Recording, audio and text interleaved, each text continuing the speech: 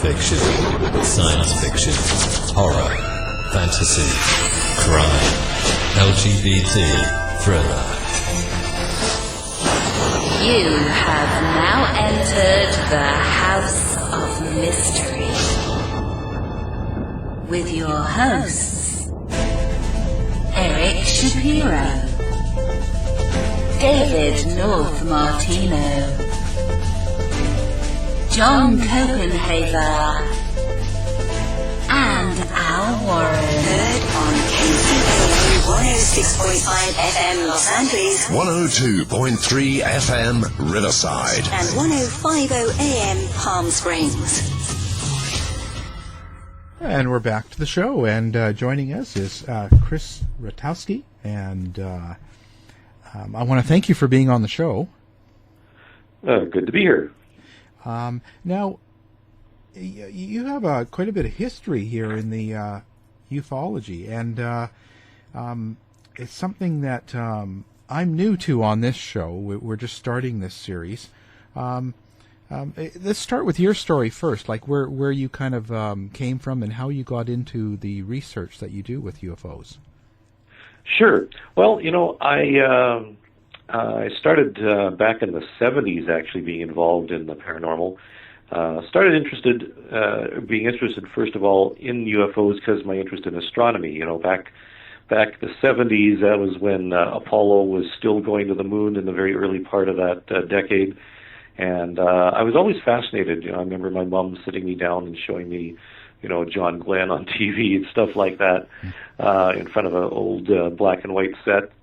And I was always fascinated with the moon landing and that type of thing. And always curious because there was in the media all through that period stories about people who had seen UFOs and perhaps aliens and is there life out there. And in the mid-'70s, there was quite a flap of UFOs in Manitoba, where I was living.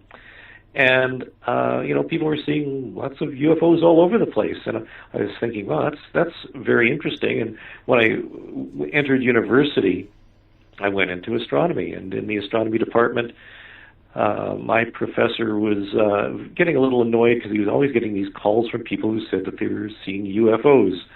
And, of course, being a good astronomer, everybody knows that there's no such thing as UFOs, and people are just a little bit touched.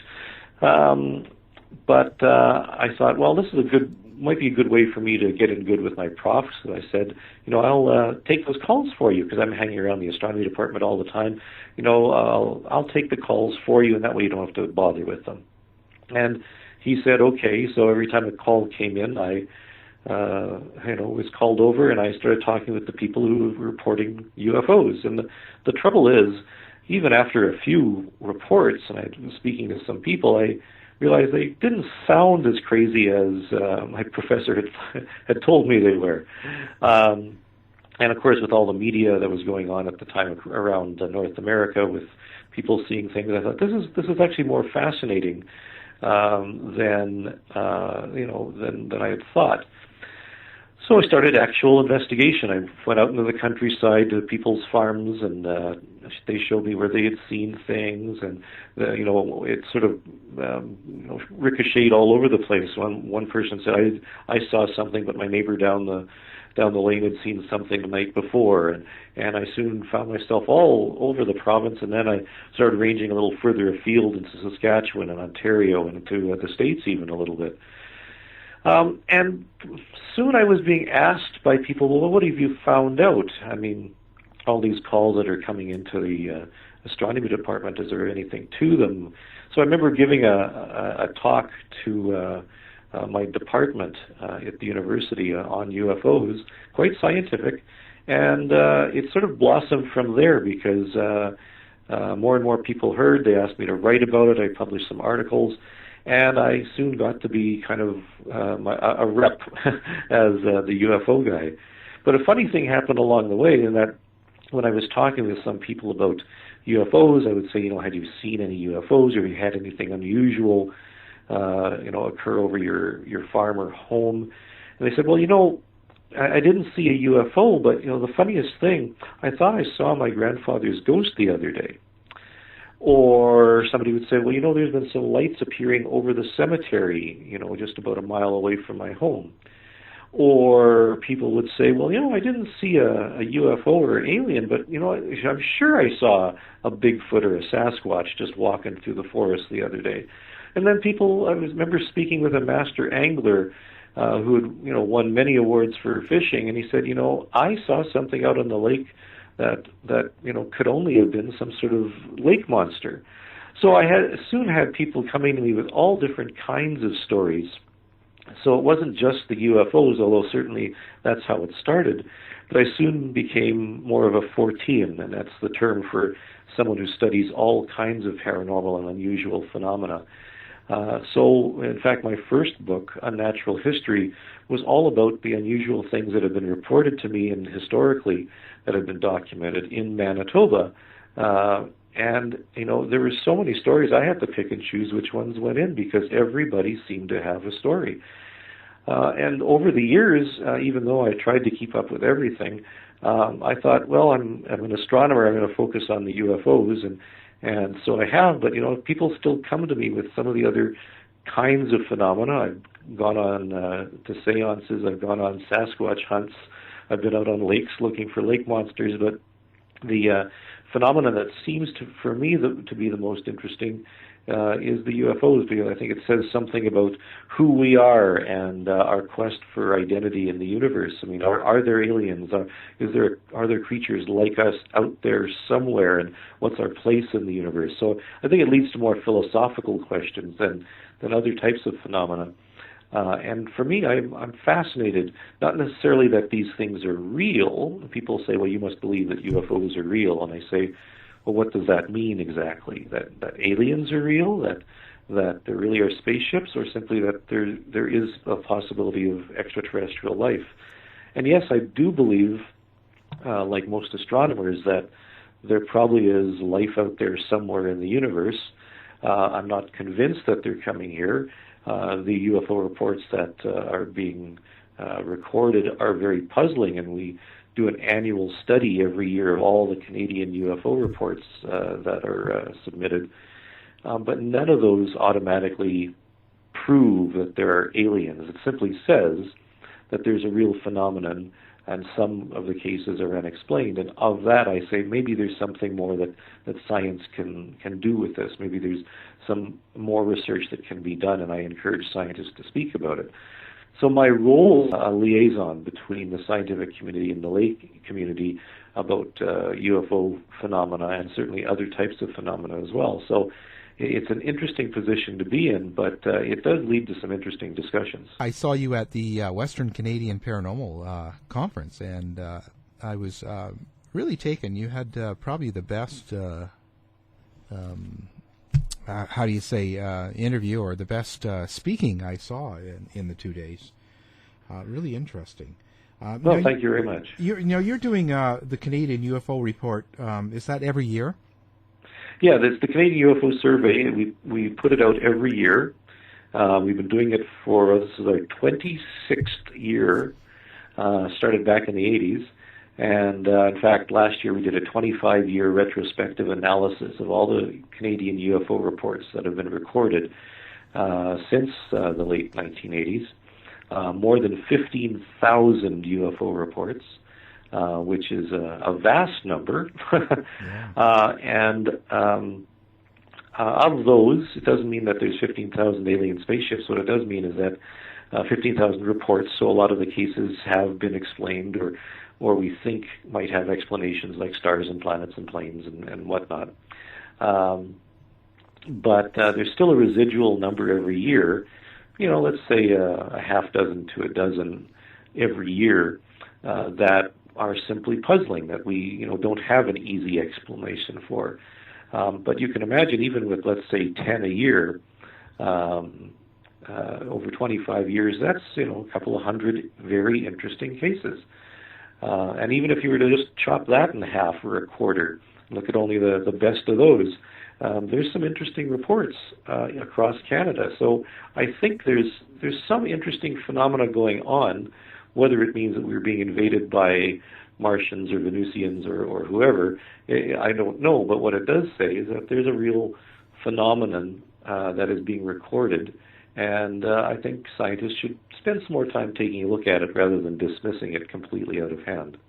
Is there any case that really sticks out for you that kind of you think about quite often that could be maybe something to it? Well, there's a lot of cases that really make me scratch my head and wonder what the heck's going on. In fact, I'll go back even further than that from the beginning of our survey. 1967, a fellow was doing some amateur prospecting on the kind of close to the border between Manitoba and Ontario, in an area called Whiteshell Provincial Park, specifically a place called Falcon Lake.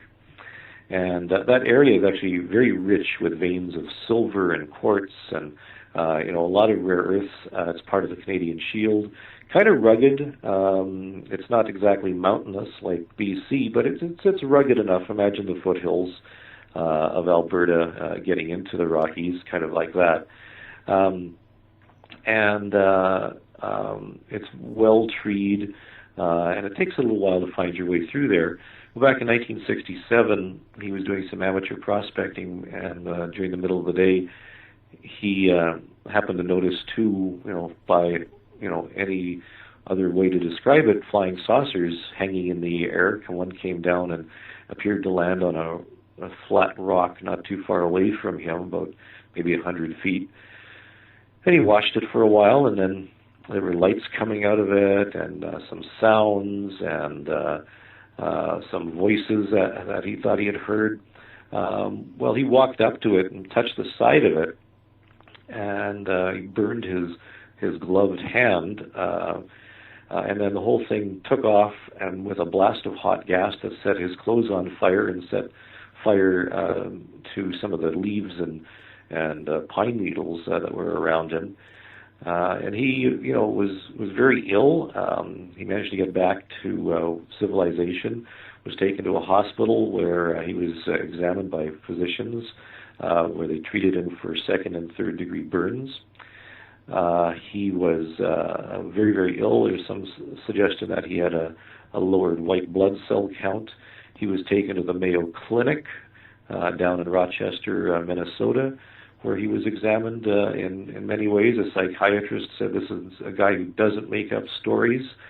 And there was radioactive metal found at the scene by researchers, and it was examined by Atomic Energy of Canada even. So, we have everything you could possibly want in a really good UFO case. Radiation, burned parts on the ground, a fellow who was physically burned by something, interesting accounts, and it happened here in Canada. So you don't have to go to Roswell. There's strange things that have happened here in Canada too. Now, what do you think that is? Like in the fact that there's so many strange things like Roswell, and but there's never any solid proof. Well, it depends what you want in terms of solid proof. Like I said, there's radioactive metal found at this place in Falcon Lake in 1967. Actually, more than has ever been found in Roswell. But what is it going to take to prove to scientists that there's something worth studying? I don't know. Everybody in the scientific community has debated this. What does it take to prove alien visitation? And some have said, give me a piece of metal that has a different chemical composition than Earth, something that is witnessed from, 4 different sides at the same time by 4 different witnesses, and photographed and video recorded, and where instrumented observation has taken place in very great detail. So there's a lot of things that would have to take place before we can say that the aliens are definitely here.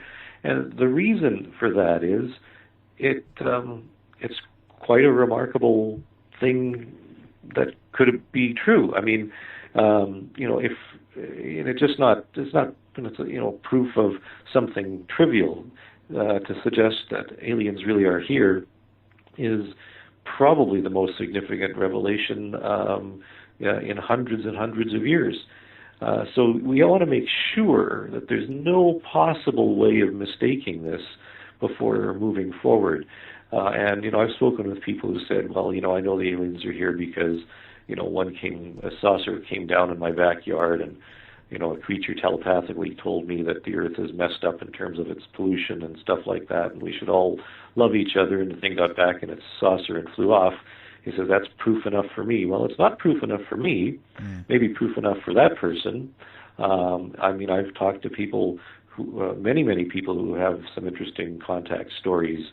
And I've also talked to people who've had contact stories who've turned out to have had some mental illness.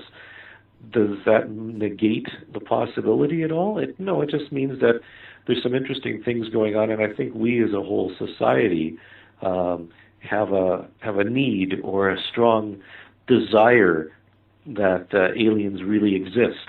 And sometimes people will get a little too enthusiastic, and sometimes the evidence it doesn't cut it. But there's some fascinating stuff going on, and I think it's important that we cut through a lot of that to try and understand what's true and what isn't. So now, when you wrote Abductions and Aliens, What's Really Going On, what do you think's really going on? Well, in terms of abductions, there's no one explanation to cover all abductions accounts. I mean, some people say, well, they know that the tall white aliens are from the Pleiades, and the green ones are from here, and the blue ones are from here. Well, that's just making things up. What we can say is that I have had a number of people come to me with some very fascinating abduction stories that I can't easily explain. One that really comes to mind was a case of a nurse who had come to me very privately, didn't want any publicity, didn't want her name in the paper, nothing. She says, I don't know what to make of this, but maybe you can help me understand it. And she was very straight-laced, had been at her job for many years, working the night shift. And it was in October. And she says that she was living in an apartment complex where there were a lot of university students. But she was working the night shift and, didn't bother with them much because she was often coming home late in the middle of the night. Keeping to herself, she says she, didn't watch Star Trek and Star Wars. She wasn't really into science fiction at all. She really, was just kept to herself and her job.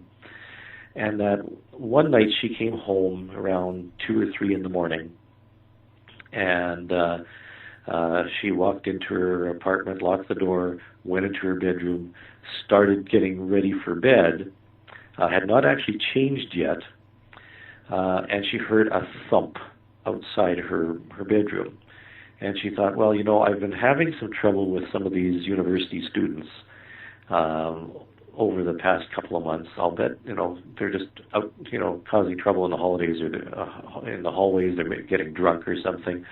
So she went out thinking that she was going to yell at some university students, and there in her living room were what she described as 2 small creatures.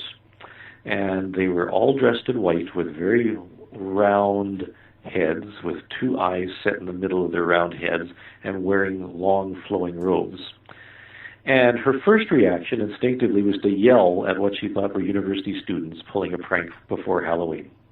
And she yelled at them and said, "Get out of my apartment, you good-for-nothing." She may have used stronger words than that, you have to understand. And these 2 creatures stared at her with these eyes, and then looked at each other, and then stared back at her. And she realized, hey, these aren't university students at all. And all of a sudden she felt telepathic words coming to her, like, don't be afraid, we're here just to say hello, trying to understand your planet. And then she felt one of them say, would you like to come and see what your planet looks like from space? And she said, well, sure, I suppose. Well, the next thing you know, She's somewhere else. She's in a large hangar, for lack of a better word, with one creature ahead of her and one creature behind her, and they're walking through this big hangar, and there's various kinds of craft and ships all around. And they lead her into this one that's shaped like a long cigar with portholes, and there's a door. It's like a fuselage of a plane with no wings.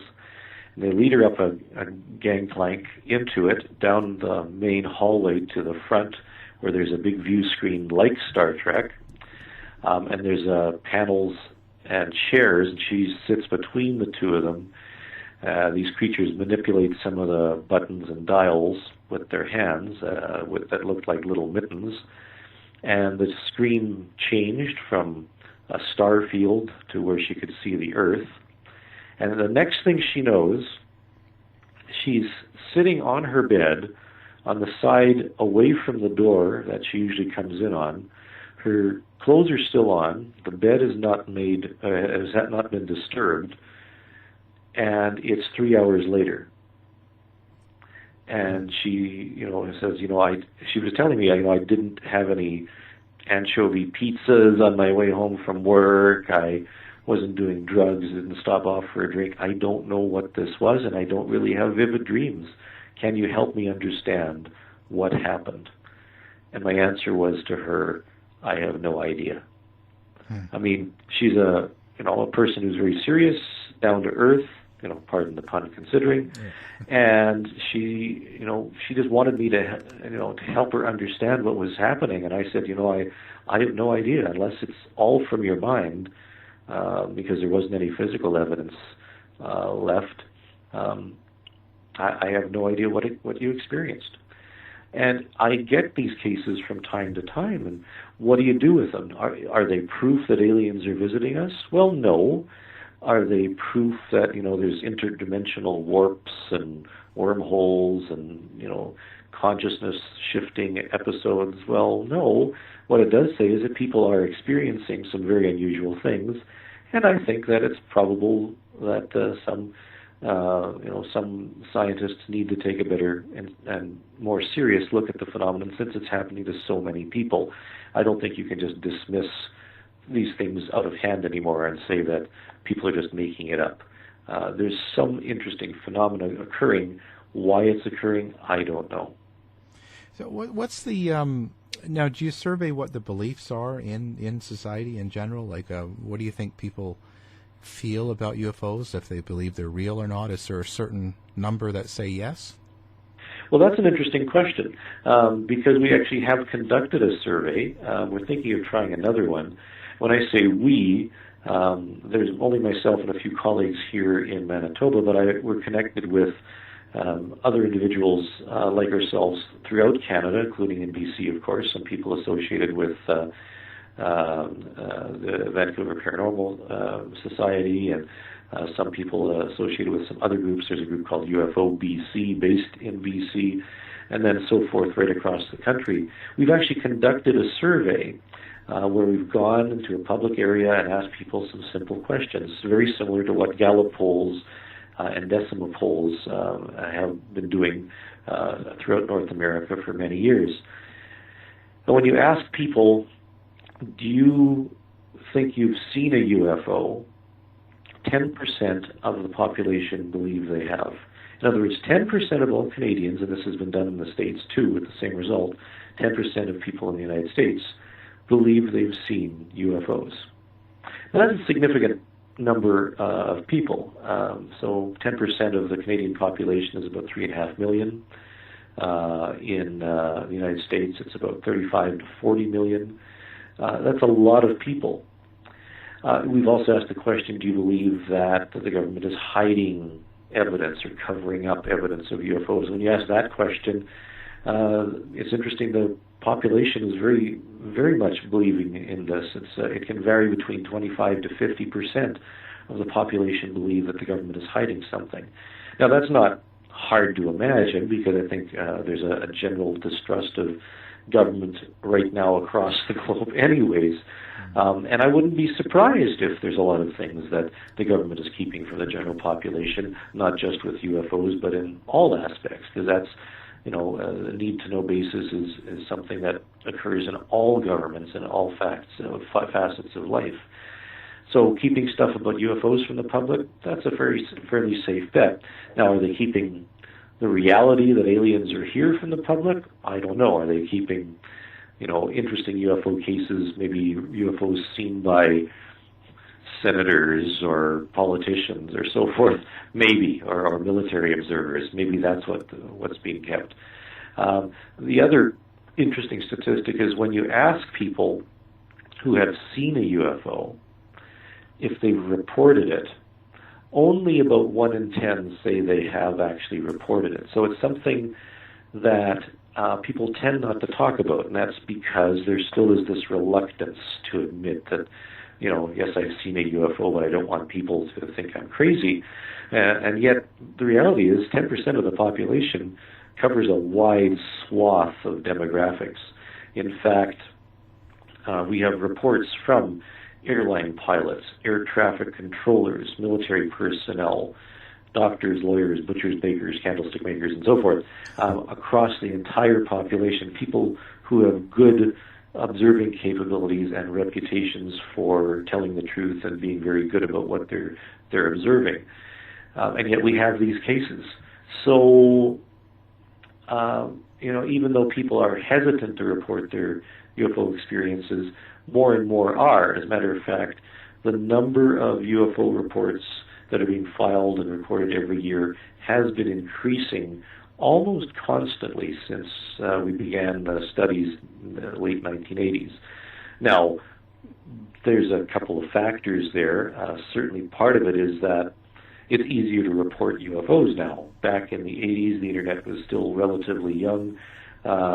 People were still reporting things by telephone or by letter or telex even.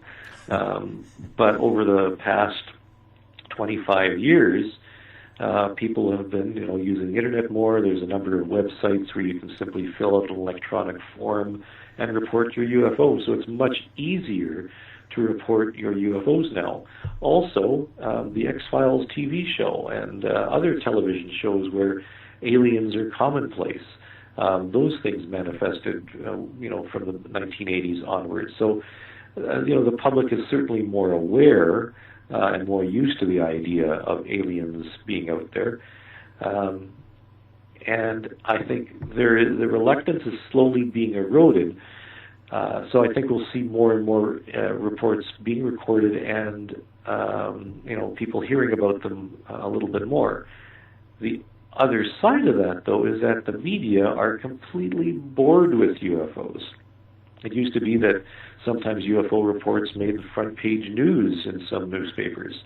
They would be on telecasts for the news. And yet, even though the numbers of reports are going up, it's quite rare for a UFO sighting to make the popular TV or radio or newspaper news, because people can go to the movies or turn on TV any night and see programs about UFOs. There's a lot of popular, reality TV series, Ancient Aliens, UFO Hunters, Hangar One, a lot of TV programs about UFOs. So it's not at all surprising that it's not making the news, because it's already on television. In fact, you have to make a big effort to find new stuff, and a lot of speculation is out there now, encouraging people that the aliens really are here, and yet the good scientific research and documentation is simply not there, and that's a big problem. Yeah, and that brings me. So, have we got some years that have peaked in reports, or every year is it about the same, or just a little bit of growth? No, I mean it's been a fairly steady growth. However, 2012 was the all-time peak in UFO reports in Canada. That year there were more than 2,000 UFO reports filed across the country. And that's like 5 or 6 a day. That's pretty good. And since then we've been hovering around 1,000, a little over 1,000. In fact, last year, 2014, there were I think, about 1,200 reports, something like that. So, there's a lot of cases out there. And people don't realize that most of the cases are simply lights in the sky. They're very, very few are like the spaceships that people can visualize, and very, very few involve creatures or aliens or entities in any way. It's simply lights in the sky sprinkled here and there with a few more interesting reports. Certainly television tends to dramatize things a lot more. Yeah. Well, so when someone sees a UFO or they see lights or they see something and they're not sure what's going on, who is it that they actually report to, and what gets done by whoever they report to? Well, that's a good question. UFO reports can be filed with a number of organizations. Some people, it used to be that you would file them or report them to the National Research Council. And sometimes people report them to the police, RCMP. Sometimes people would, report them to UFO organizations, planetariums, universities, pretty well anywhere. The National Research Council of Canada had an arrangement with the RCMP for many years involving, that if somebody reported something to the NRC, that they would get the RCMP to investigate. That was halted around 1995 or so. The government officially has no interest in UFOs, so they don't really have a mandate to investigate anymore. So the investigation, unfortunately, is left to a lot of civilian groups, amateur groups, people who don't necessarily have backgrounds in science and scientific methodology, but they're just fascinated with the subject. And, at least in that sense, people are taking some interest. And a lot of the groups have online reporting forums, like I was mentioning. UFO BC is an online reporting method. In fact, you can go to their site, ufobc.com, and look at all the cases that they have, and they get quite a few reports every year. So there are many, many ways in which people can report, but the problem is very little investigation is done. And by that I mean, somebody reports something, well, depending on the resources, if somebody was to see something, let's say in Golden in BC, well, there's probably no UFO investigator in Golden. Let's say most of them are based in Vancouver. Well, to make the trip all the way to Golden to investigate in person so that the witness can say, well, I saw it right over that mountain over there, pointing at it, and it was at this time, excuse me, and there were, 10 other people who were watching it with me, and it wasn't a plane, and so forth. But you kind of need to be in that spot to personally investigate, and you might want to talk to the other witnesses in the area.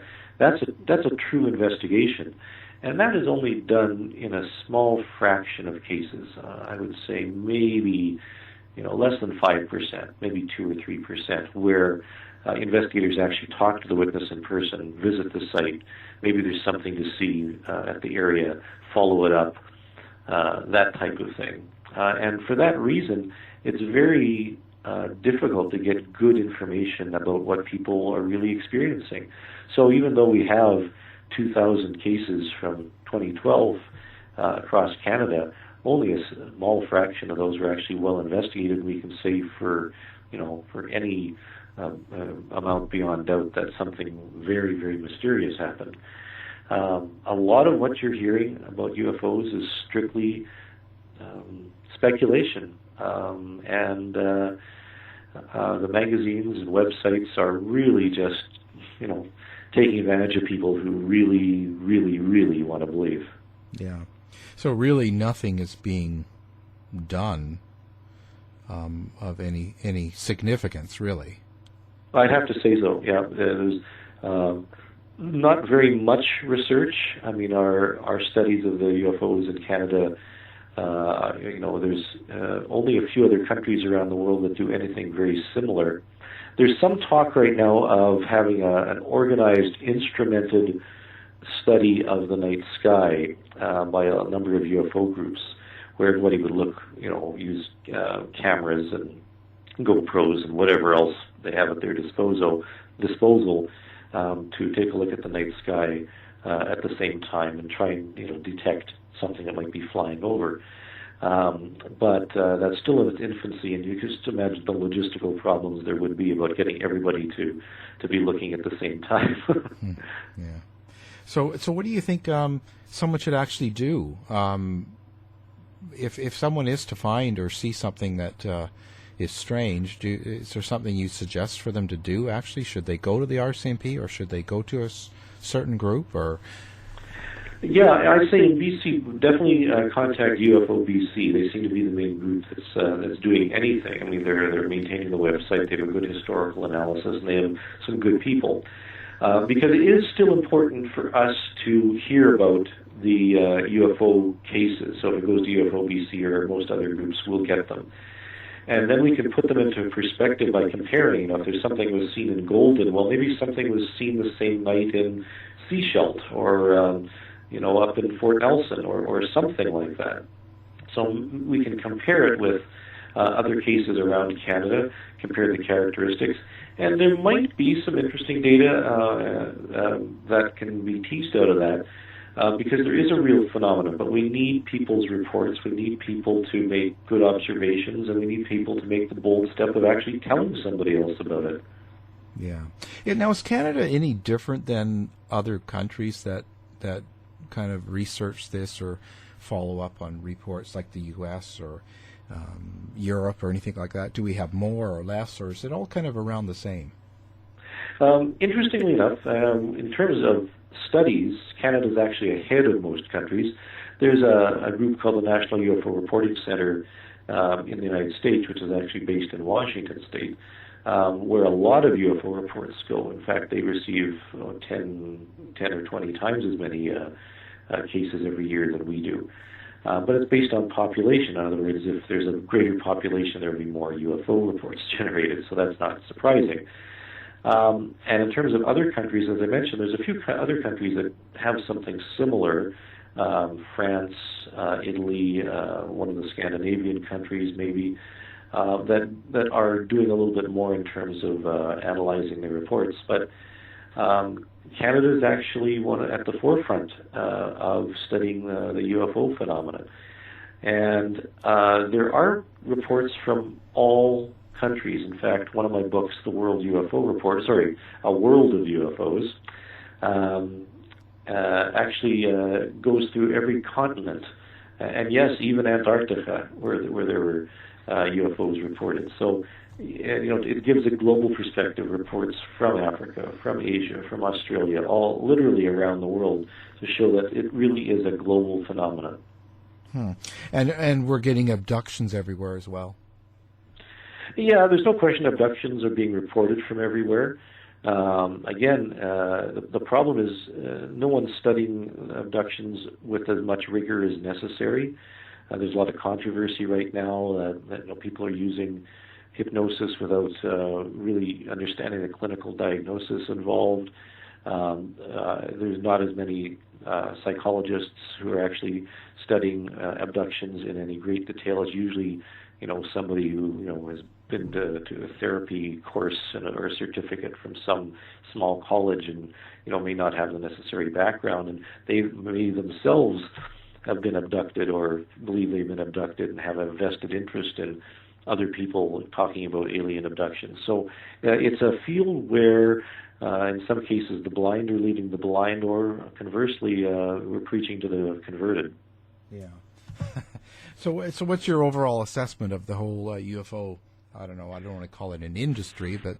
Well, it is an industry in many ways, because there's a lot of conferences, there are tours of individuals across Canada talking about insight into the consciousness raising by the aliens and how the government's covering everything up, and it's all sheer speculation and making some people very, very wealthy. So there is an industry behind it. However, there is a real UFO phenomenon, and I think people have to understand that there are cases that can't be explained. There are cases which are curious, but there's not enough effort on the part of serious researchers to examine the data and examine the cases in enough detail. So if anything, we're still lagging behind. Maybe we're at the stage of continental drift, where it was suggested for many years by a lot of amateur researchers, but not enough scientists were taking the concept seriously.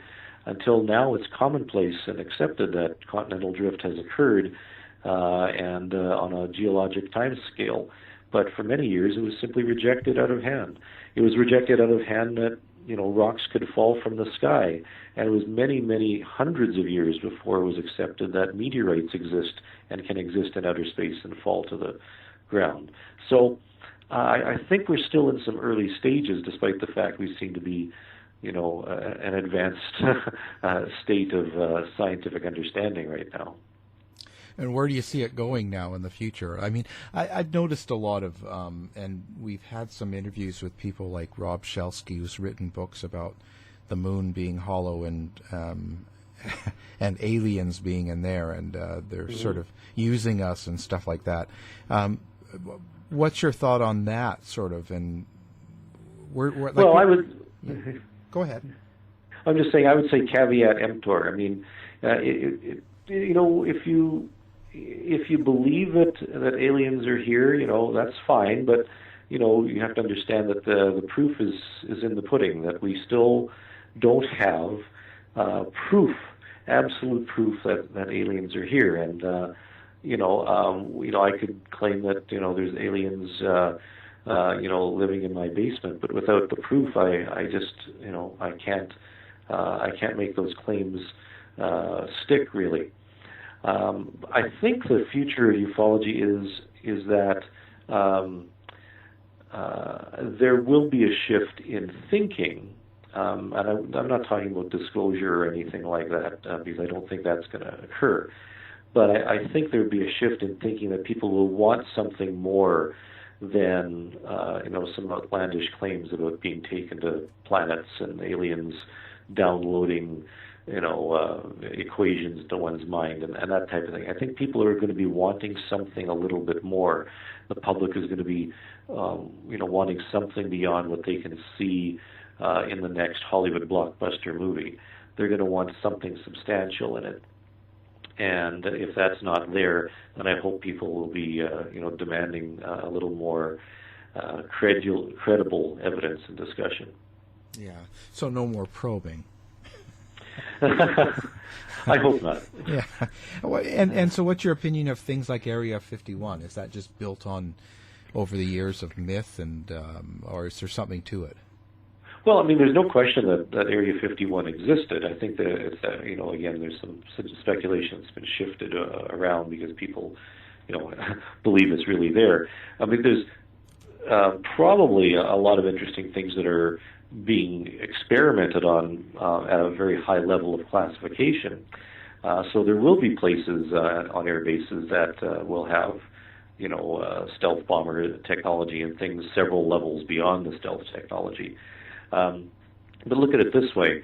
If I was a military strategist, I would want people to think that UFOs existed, because if I'm flying my, super secret new generation stealth aircraft that can hover silently over housetops, I can test it out right over Chicago, and people won't believe it because they'll say it's a UFO and nobody believes in UFOs. So it's actually, we would be in my best interest to prolong the belief that aliens and UFOs were here, even if they weren't.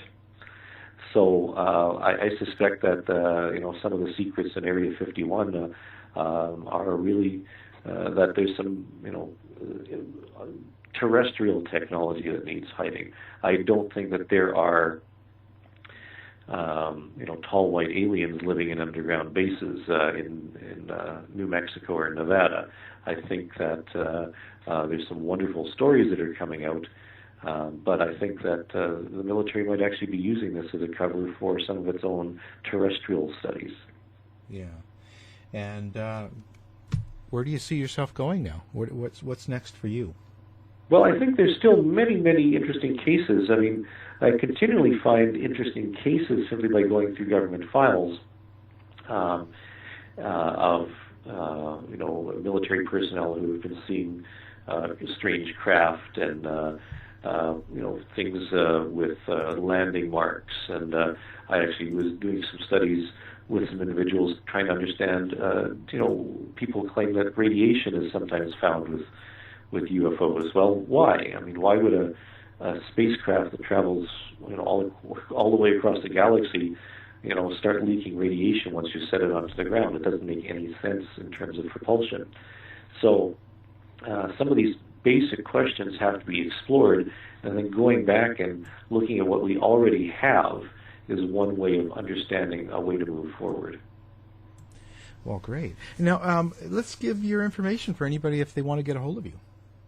Sure. If you want to make a UFO report, that'll get to us. The email address is Canadian UFO Report, all one word, Canadian UFO Report, @hotmail.com. And you can go to my blog, which is uforum, uforum.blogspot.com. And I have, discussions on some interesting recent cases and what's currently going on. And you can find me on Twitter at Ufology Research. So and my books, of course. Yes. I have 9 books out about UFOs and related phenomena. Easiest way to check out Amazon, and you can track them down that way. That's fantastic. Well, and by all means, send a UFO report to Al, because he's more than willing to hear from you, and he can give you some perspective and shoot it over to me eventually. Yeah, for sure. I'll pass it on. Absolutely. I don't know how much perspective I can give, but I'll pass it on. Good. Well, thank you very much for taking the time. No problem. Thanks. It's been nice talking with you. Show's over for now. Was it as good for you as it was for me? Well, good night. This has been a production of the Z-Talk Radio Network.